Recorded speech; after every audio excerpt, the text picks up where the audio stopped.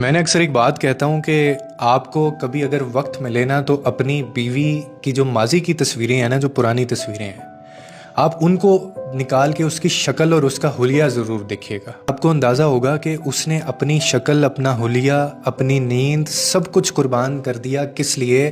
کہ آپ کو اولاد کے والد کا درجہ دے سکے، تب جا کے آپ باپ بنے ہیں۔ اپنی عورت سے یہ کبھی نہ پوچھیے گا کہ تم نے میرے لیے کیا ہی کیا ہے آج تک، کیونکہ عورت جو ہے نا سر، وہ ایک بھاری قیمت ادا کرتی ہے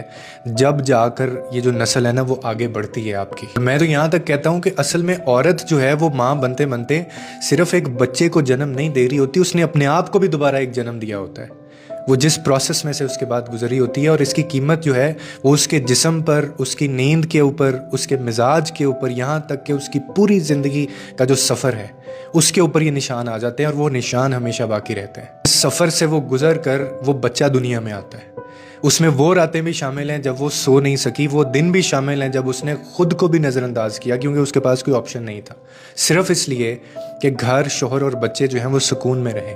اس لیے کبھی بھی ایک عورت کی قربانی کو معمولی نہیں سمجھنا چاہیے، اتنے بڑے بڑے الفاظ نہ بولا کریں۔ صرف کھانا پکانے یا گھر سنبھالنے تک محدود نہیں ہوتی،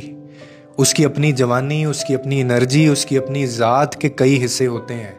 اور کئی حصے اس کو دوسروں کے نام کرنے پڑتے ہیں۔ آپ کو ایک بات بتاؤں کہ جس عورت نے بڑے دل سے نبھایا ہوتا ہے نا، جب اس کو یہ الفاظ سننے کو ملتے ہیں نا کہ تم نے کیا ہی کیا ہے، تو بہت تکلیف ہوتی ہے۔